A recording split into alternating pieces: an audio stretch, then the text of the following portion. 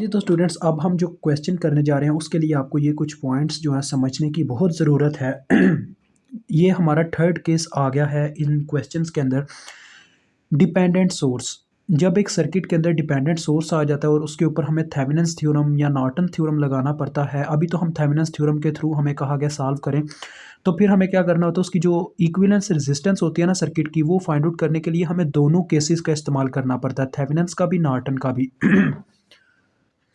तो देखें, आपको पता ही है थेवेनिन्स और नॉर्टन कहते हैं कि आप क्या कर सकते हैं, बड़े से बड़े सर्किट को कट लगा के कुछ सर्किट को एनालाइज करके आप उसका मेजर सर्किट रीड्रा करके उसको सिंपलीफाई तरीके से सॉल्व कर सकते हैं। ठीक है जी। वैसे ही यहाँ पे आपके कोर्स के अंदर तो डायरेक्ट हम क्या करते हैं, जो आउटपुट जहाँ पे हमने फाइंड आउट करनी होती है उसी कंपोनेंट को कट करके वहाँ पे मतलब कि नॉर्टन और थेवेनिन्स अप्लाई करते हैं।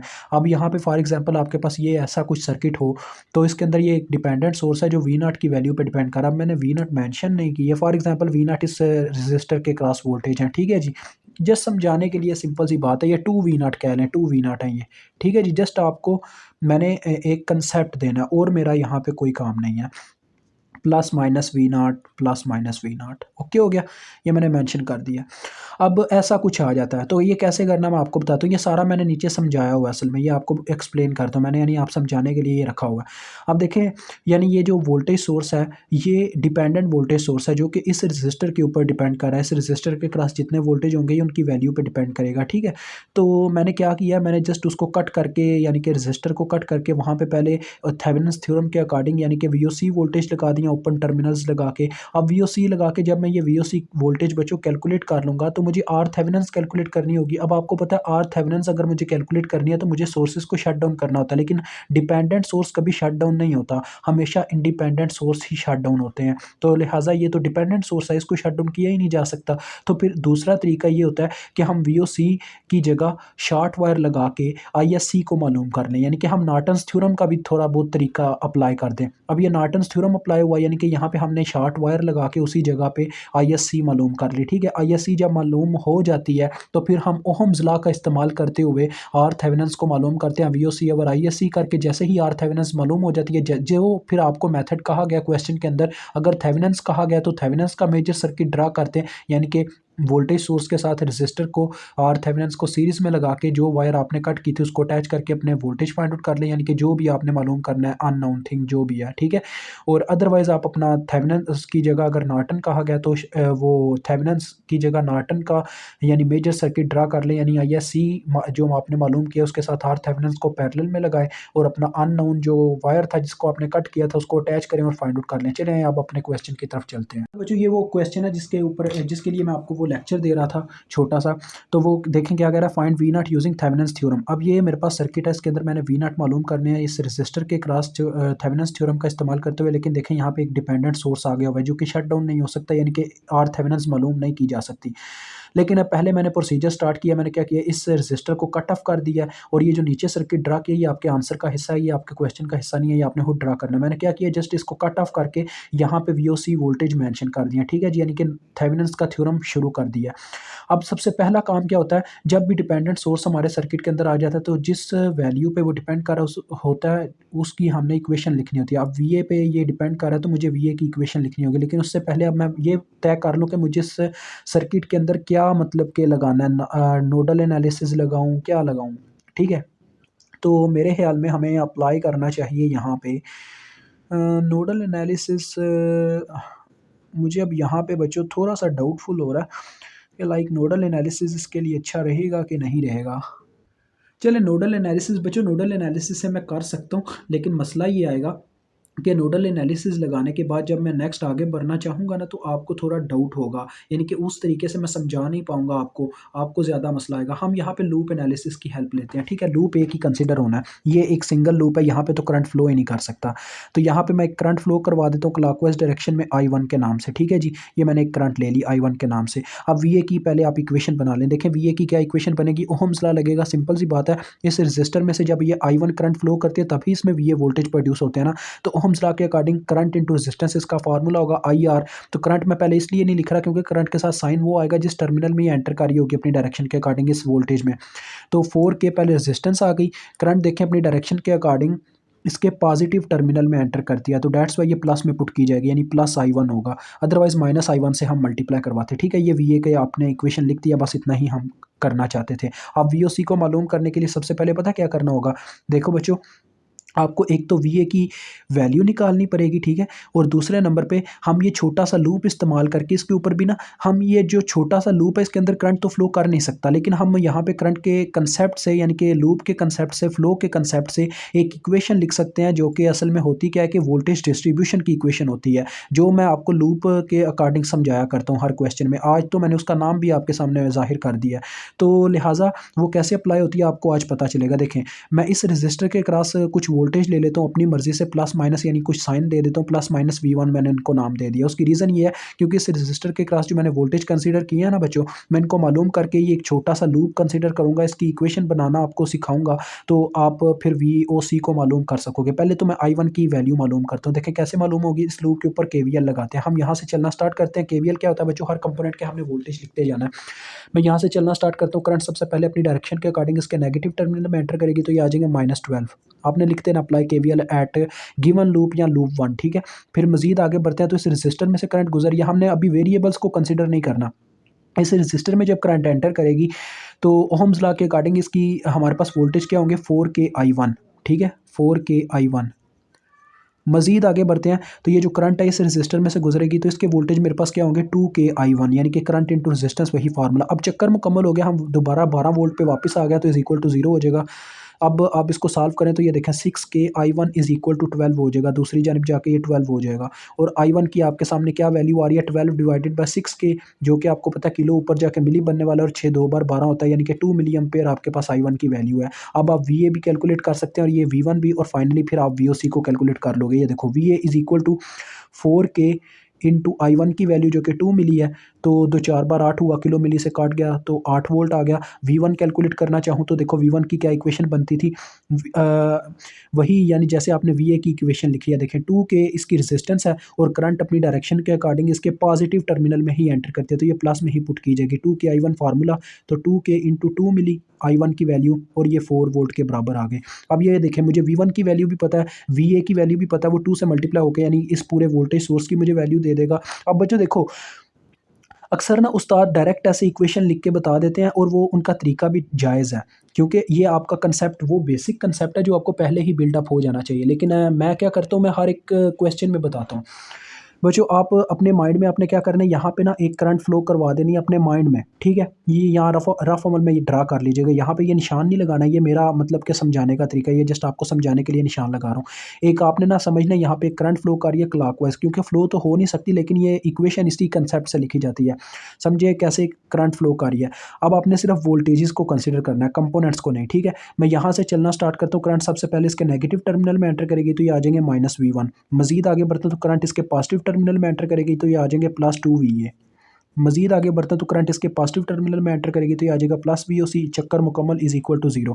अब ये आप ड्रा नहीं करते, ठीक है, ये आपने पेपर में ड्रा नहीं करना है, ये जो मैंने ड्रा किया ये वाला पॉइंट, ये आप यहाँ तो रफ अमल में ऐसे ड्रा कर लें। देखें फॉर एग्जांपल, ये आप जैसे कि 2VA है ना, उसको ऐसे सर्कल टाइप सी शेप देके ना 2VA, ठीक है, ऐसे ड्रा कर लें। ये मैं समझाने के लिए आपको ऐसे करूँ, नहीं तो मैंने अब सोचा हुआ है कि ऐसे बस जस्ट बता दिया करूँ, और टाइम ज़रा बचत हो जाए, ठीक है। लेकिन चले मैं बता देता हूँ इस क्वेश्चन में, ये ऐसे VOC मेंशन किया और रफ अमल में, और ऐसे देख लिया कि क्या इक्वेशन बनती है। ये असल कंसेप्ट है, ठीक है। ये उस्ताद नहीं बताते, लेकिन देखें मैं बार बार बता रहा हूँ। अब यहाँ से देखें VOC की एक इक्वेशन बन जाएगी, VOC इधर ही रह जाएगा, इज़ इक्वल टू में क्या होगा, V1 उधर जाके पॉजिटिव और 2VA नेगेटिव हो जाएगा। और अगर आप वैल्यूज़ पुट करते हैं, V1 की क्या वैल्यू है हमारे पास 4 है, और -2 इंटू VA की वैल्यू पुट करूँ, तो वो अपने पास कितनी आई हुई है? 8 आई हुई है। तो 2 8 बार 16 होता है, 16 यानी कि ये -12 वोल्ट आपके पास आ गए हैं VOC, ठीक है। अब जैसा कि आपको मैंने बताया था कि हमारा काम तो चल नहीं सकता थेवेनिन्स निकालने के लिए ISC के बगैर। तो ISC के लिए अब मैं क्या करूँगा, यहाँ पे जहाँ पे VOC लगाया था वहाँ पे शॉर्ट वायर लगा के चुप करके ISC फ्लो करवा दूँगा। Plus minus two V A, ठीक है। इसको प्राइम का नाम दे लें वी ए को, क्योंकि आपने पहले वी ए की कुछ इक्वेशंस बनाई हुई हैं। तो अगर आप एक ही पेपर पर एक क्वेश्चन सॉल्व कर रहे हैं तो आपको दूसरा यानी कि ये वाला सर्किट थोड़ा डिफरेंट दिखाने के लिए ना इसके वेरिएबल्स के नाम थोड़े चेंज करके रखने चाहिए, ताकि ना आपके उस्ताद को पता चले कि इसकी कैलकुलेशन, इस सर्किट की कैलकुलेशन इतने हिस्से में सॉल्व की हुई है बच्चे ने और अगली कैलकुलेशन यहाँ पे कर रहा है, ठीक है। जब नाम डिफरेंट हो गए तो वो समझ जाएगा। अदरवाइज़ कभी कभार ना उस्ताद जो है वो गलत कर देते हैं एक कैलकुलेशन को दूसरी कैलकुलेशन से मैच करके। अब यहाँ पे भी वी ए को मेंशन तो करना है, लेकिन वी ए प्राइम कह दीजिएगा, ठीक है।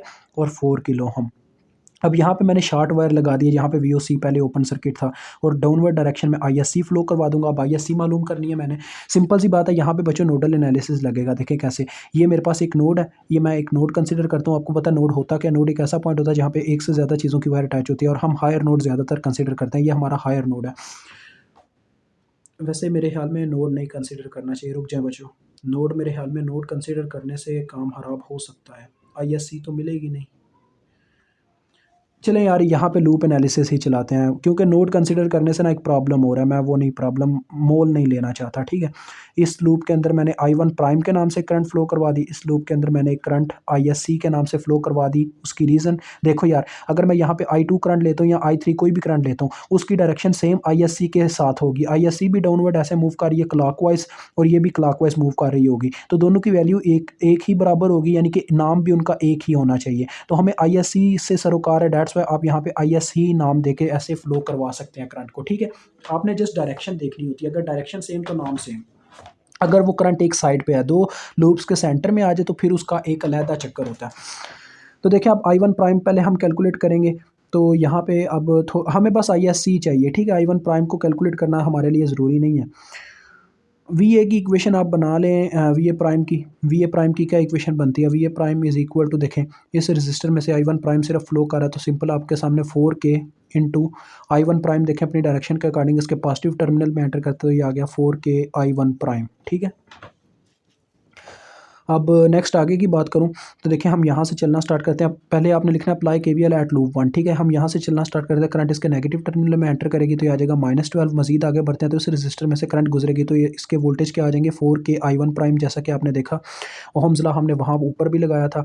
तो इस रजिस्टर में जब बारी आती है हमारी, क्योंकि करंट ने आगे यहाँ पे ऐसे गुजरना ना, तो इस रजिस्टर के मुझे वोल्टेज लिखने होंगे, जबकि इसके रजिस्टर के अंदर वोल्टेज कैसे प्रोड्यूस होते हैं, दो करंट्स के गुजरने से, एक ISC है और एक I1 प्राइम है, जो कि डाउनवर्ड डायरेक्शन में मूव कर रही है I1 प्राइम इसमें, और ISC ऐसे ऊपर की तरफ मूव करते हैं, तब इसमें वोल्टेज प्रोड्यूस होता है। यानी कि एक करंट एक्शन कर रही है, दूसरी रिएक्शन कर रही है। यहाँ पे न्यूटन का थर्ड लॉ अप्लाई हो रहा है, तो किसी एक करंट को हमें नेगेटिव लेना पड़ेगा। तो लिहाजा मैं I1 प्राइम को पॉजिटिव ही लूँगा, क्योंकि जिस लूप के ऊपर केवीएल लग रहा होता है उसकी करंट को पॉजिटिव लिया जाता है। तो लिहाजा +2K इंटू हम ले लेंगे क्या, I1 प्राइम माइनस ISC, ठीक है जी, ये ले लेंगे, विच इज़ इक्वल टू 0, क्योंकि चक्कर मुकम्मल हो गया। अब देखें यहाँ पे आप इक्वेशन बनाएं, 4K I1 prime plus 2K I1 prime यानी 6K I1 प्राइम हो जाएगा, और साथ में ये देखें -2K ISC आ रहा होगा, विच इज़ इक्वल टू ये 12 दूसरी जानब जाके +12 हो जाएगा -12 से, ठीक है। अब बच्चों आप देखें, मुझे ISC की इक्वेशन चाहिए ना, यानी ISC की वैल्यू आने वाले टाइम में चाहिए। तो मैं पता क्या करता हूँ, यहाँ पे ना I1 की एक इक्वेशन बना लेता हूँ, जिसे मैं दूसरी इक्वेशन में पुट करके क्या कर सकूं, यानी कि आगे आने वाली इक्वेशन में जब I1 का वेरिएबल आएगा ना, उसको वहाँ पे I1 की वैल्यू जब पुट करूँगा वो ISC की फॉर्म में पुट हो जाएगा। अभी आप मेरी बात समझ जाते हैं। ये देखें, मैं यहाँ पे I1 की इक्वेशन बनाने जा रहा हूँ, I1 प्राइम की। I1 प्राइम इधर ही रह गया, हुआ क्या, 12 में जाके +2K ISC पहले हुआ, ठीक है। यहाँ पे इसके साथ 6K अभी मौजूद था, फिर बाद में क्या हुआ, वो 6K यहाँ पे मल्टीप्लाई हो रहा था, दूसरी जानब जाके डिवाइड हो गया, ठीक है। ये चीज़ बन गई। अब ये मेरे पास I1 प्राइम की इक्वेशन बन गई है। अब देखिएगा, मैं इसके ऊपर जब KVL लगाऊंगा, मेरे पास उसके अंदर भी एक वेरिएबल होगा I1 प्राइम, लेकिन उसकी जगह जब मैं ये वाली इक्वेशन पुट कर दूंगा तो वो ISC सिर्फ रह जाएगा इक्वेशन में, और मुझे ISC की डायरेक्ट वैल्यू मिल जाएगी। यानी मुझे I1 प्राइम के लिए सॉल्व नहीं करना पड़ेगा, और मैट्रिक्स फॉर्म बनाने की ज़रूरत ही नहीं पड़ेगी। जब सिर्फ दो लूप्स होना तो हम ऐसे सॉल्व कर लेते होते हैं। ज़रूरी नहीं है कि दो लूप्स के केस में भी डायरेक्ट मैट्रिक्स फॉर्म बनाई जाए और फिर उसे सॉल्व किया जाए। अब मैं ISC के ऊपर KVL लगाने जा रहा हूँ, ठीक है। इस लूप के ऊपर, लूप 2 के ऊपर अप्लाई KVL एट लूप 2। मैं यहाँ से चलना स्टार्ट करता हूँ। सबसे पहले नंबर पे ये 2 किलो ओम का रजिस्टर आता है, आपको पता है इसमें से दो करंट पास कर रही है, एक ISC जो ऊपर जा रही है, एक I1 प्राइम जो नीचे जा रही है। अब ISC को पॉजिटिव लिया जाएगा, क्योंकि इसके ऊपर अपना मतलब कि KVL लग रहा है, और I1 प्राइम को नेगेटिव, ठीक है। और फिर आगे जाके करंट इसके पॉजिटिव टर्मिनल में एंटर करती है, तो ये आ गया +2 VA prime is equal to 0, क्योंकि चक्कर मुकम्मल हो गया। अब वैल्यूज़ अगर मैं पुट करता हूँ, ये देखो 2k ISC minus 2k I1 prime, ठीक है। अभी मैं I1 की प्राइम की इक्वेशन नहीं पुट कर रहा, रुक जाए। प्लस 2 इंटू VA प्राइम की अगर मैं वैल्यू पुट करूँ, वो देखें वो ऊपर है 4k I1 प्राइम, तो ये यहाँ पे पुट हो गया 4k I1 प्राइम। अभी आपको देखिएगा इक्वेशन से वैल्यू मिलती, यहाँ पे मैं सॉल्व करता हूँ आगे। ये देखें 2k ISC है, ठीक है, एक तो ये है मेरे पास। दूसरे नंबर पे ये मेरे पास देखें कितना बन रहा है, 2 4 पर 8, 8 में से 2 माइनस हुआ 6 बचा बच्चों, ठीक है। तो plus 6k I1 prime, I1 prime की जगह मैं उसकी इक्वेशन पुट करने जा रहा हूँ, ये वाली जो मैंने बनाई थी। तो ये देखें इक्वेशन पुट होगी 12 plus 2k ISC divided by 6k। तो देखें बाय डिफ़ॉल्ट 6k से कट गया, तो लिहाजा अब आप देख सकते हैं ये क्या होगा, 2k ISC plus 2k ISC 4k ISC हो जाएगा, और ये जो यहाँ पे प्लस 12 है दूसरी जानब जाके माइनस 12 हो जाएगा। फाइनली आपको ISC की वैल्यू फाइंड होती हुई दिखाई दे रही है, माइनस 12 के बटे में 4 चला गया और वैल्यू आ गई -3 मिली अम्पेयर, क्योंकि किलो ऊपर जाके मिली बन जाता है। अब आपको ISC की वैल्यू का भी पता, VOC की वैल्यू का भी पता, तो आप आर थेवेनिन्स कैलकुलेट कर सकते हैं। R Thevenin's is equal to VOC over ISC, यानी ohm's law, V over I is equal to R, ठीक है।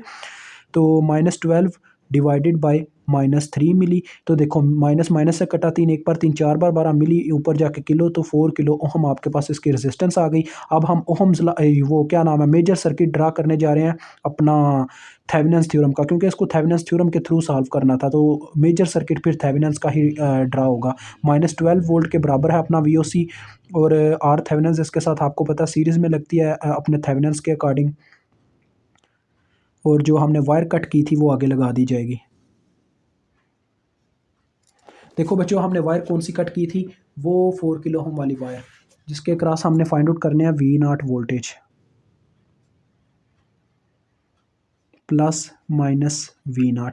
तो यहाँ पे आपके सामने एक सिंगल लूप है, तो सिंगल लूप के अंदर आपको पता है हम क्या कर सकते हैं, यहाँ पे वोल्टेज डिवीजन रूल लगा सकते हैं। अगर किसी रेजिस्टर के क्रॉस मुझे वोल्टेज फाइंड आउट करना है, तो आपको पता है वोल्टेज डिवीजन रूल क्या कहता है, जिस रेजिस्टर के क्रॉस आप वोल्टेज फाइंड आउट करना चाहते हैं उसकी रेजिस्टेंस को ऊपर रखें, बटे में रखें टोटल रेजिस्टेंस, यानी कि उसकी रेजिस्टेंस प्लस बाकी के जितने भी रेजिस्टर हैं, प्लस एक और रेजिस्टर है 4k ये वाला, और मल्टीप्लाई करवा दें सप्लाइड वोल्टेज, यानी कि जो वोल्टेज सप्लाई दे रही है वो है ये वाली VOC, तो -12 के साथ मल्टीप्लिकेशन हो जाएगी। आप चाहें तो एक दफ़ा VOC लिख के बाद में इसको कर सकते हैं, लेकिन हाँ मैं डायरेक्ट ही कर रहा हूँ। तो ये मेरे पास आ जाएगा -6 वोल्ट। फाइनली आपका आंसर आ गया, मुझे उम्मीद आपको समझ आ गई होगी। खुदा हाफिज़।